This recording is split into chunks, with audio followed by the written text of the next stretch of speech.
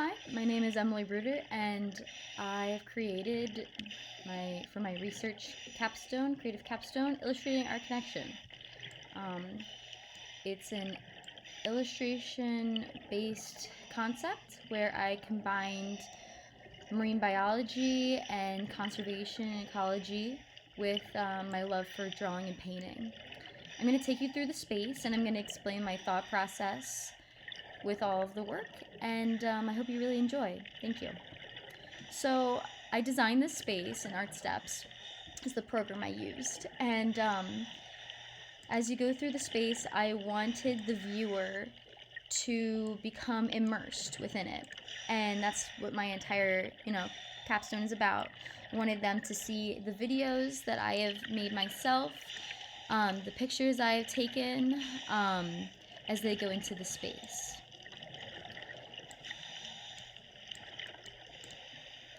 So you come into the first hallway here as you enter the gallery. You're even more immersed, and you hear, the sounds of my snorkeling and scuba diving, and I wanted the viewer to really become just deeply in the space. All the pictures I took here myself while I was doing research with the Great Barrier Reef, and it was a really remarkable experience that I wanted to share with everyone else, and I wanted them to have that connection really with the space. So as we approach the first piece of work in the series, this piece I wanted to open the show with. It is about coral bleaching, and it is called algae dissipation, and I really wanted the viewer to notice at first the stark contrast of everything within it, and I wanted them to take away with it the sense of how bold and strong it is, yet also very vulnerable and fragile.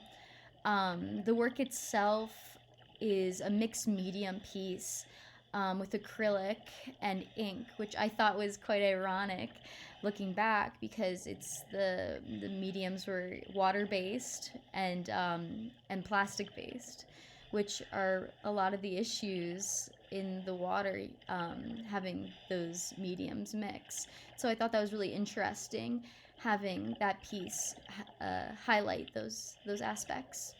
I wanted the colors to really dissipate and become muddy as well as it goes out, and have it be very vibrant in the center. And if you get close to the piece of work, you can see there's very small indications of things happening in the background. And even though we can't see this piece in person, hopefully one day we can, but to notice the details of the piece and what people can take away from it. So as we move forward into the next space, I wanted it to be a very different feeling. You're already immersed within this gallery setting. You have, the sounds of scuba diving in the background. It's kind of like this long hallway. And now we come to this more ethereal, lighter room. And this piece that I've been working on here is it's a woodcut print that was actually a steamroller. It's so big, a steamroller was used to print it, and I have 2 prints of it. So as we walk along the room, you can see on the other side the piece as well. And I wanted it hanging in the middle of the space so people could walk around and really get up close and personal with it. I wanted it to be a depiction of the decline of apex predators and how threatening that could really be to the ecosystem. In the work as a totality, I wanted to focus on how things were becoming within the world of conservation. Things are becoming a real issue for the apex predators, as well as more of the bottom-up creatures. The coral reef structures that I'm talking about here are really threatened by cyclones, and even the change in the pH level in the ocean can cause them to bleach. So I wanted this entire place to be an experience of this mentality. I also wanted this entire showcase, the entire point of this showcase was to really have, you know, the viewer be immersed, as I've said a couple times now. And that's because I have found that education really only hits if you hit multiple levels of understanding. Everybody learns at a different, you know, rate or understands things differently. I understand that all too well. So in this whole gallery process, I wanted to hit every possible sense, so auditory, visual, tactile, for people to understand their impact. Because throughout the entire gallery walkthrough, I would like people to understand our connection with these things. Right now, we're very distant. And I think that in order to make change, in order to have a feeling of, you know, significance, and have a feeling that we need to actually change these things in the world, we need to actually be impacted ourselves by them. And although that is unfortunate that we need to have like our own personal level of care, of like caring with, you know, these issues, it is like very real. I myself have always been interested in conservation, and yet I was more impassioned and excited to, you know, and reinvigorated in this project after I went to my research trip down to Australia, the Great Barrier Reef. So I wanted to bring that mentality and that connection that I had with the space there into this setting, which brings me to the pieces that I have here. If this had been an actual gallery showcase, I would have still done this, where you have these pieces of dead coral and shells and on a table, so people could come up to it and interact and touch and feel how these things actually are and how delicate and fragile they are, and yet they're also resilient creatures, and we really just have to give them that opportunity to grow and become healthy again. And I think that level of that level of that understanding and depth could have been achieved, you know, if there had been a real gallery.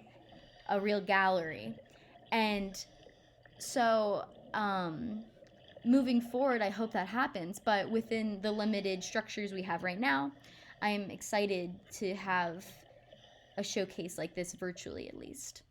As we move on from this piece, where you can feel the coral, I'd like to show this piece, which is it's called Clouded View, and to me this was the most emotionally fraught, I guess, piece in the series. There is a lot of built up anxiety for me in this piece, because there was I guess this understanding that this isn't a healthy space, and I really wanted to push that feeling of this is like toxic, this is the algae being dissipated into the waters, there's no fish, you know, the coral is becoming deadened, and it's very like it's very sickening to look at. And that was the process for me after coming back from Australia, and it felt very like almost euphoric to finally get this off my chest. And I consider this piece one of the more apex pieces of the entire show because of that emotional significance to me. There is a lot of pulling back and forth that I had, because I had no definitive idea in terms of how I wanted the end piece to look like. So I could go back and work on this some more. You know, sometimes work is never done, but I got to a place where I felt very relieved to have this piece done, because it weighed on me and because it had such significance for the piece as a total. As we go forward, again, I wanted to enter this brighter space, more uplifting. After doing Clouded View, I wanted to wanted to work on this next piece, which is called A Sea in Balance. And it was digital. And it's the only digital piece I did in the entire series. And my idea for how it was going to be showcased was have it actually, there was going to be a projection over it with an animation I completed over top, so that there would be like this other heightened visual sense. And even though that didn't happen, I have the animation on the other side. So again, I wanted it to be very interactive. I wanted the people to walk around the space. And even though it's not a projection, I have video displayed here. And, it's just a loop animation, but you see the life in it, and like how the fish move around, and how lively and colorful and exciting things are. And to me, after doing Clouded View, this was really where my mindset was, and how I wanted to finish the series as a whole. And my entire purpose of this research project was really to captivate my audience the same way I was captivated in Australia, and push, even though it was a second-hand experience I wanted to share with them, because it was my first-hand experience. I wanted to give them that. I wanted them to feel the excitement and how passionate I was there, and how like immersive it could be. And I end with more pictures of my time there, and I hope that although this is virtual, that you will check it out yourself, and that you will look around the gallery space and kind of explore for yourself. And I hope you take away a greater sense of urgency within what is, going on in these climates. And thank you very much.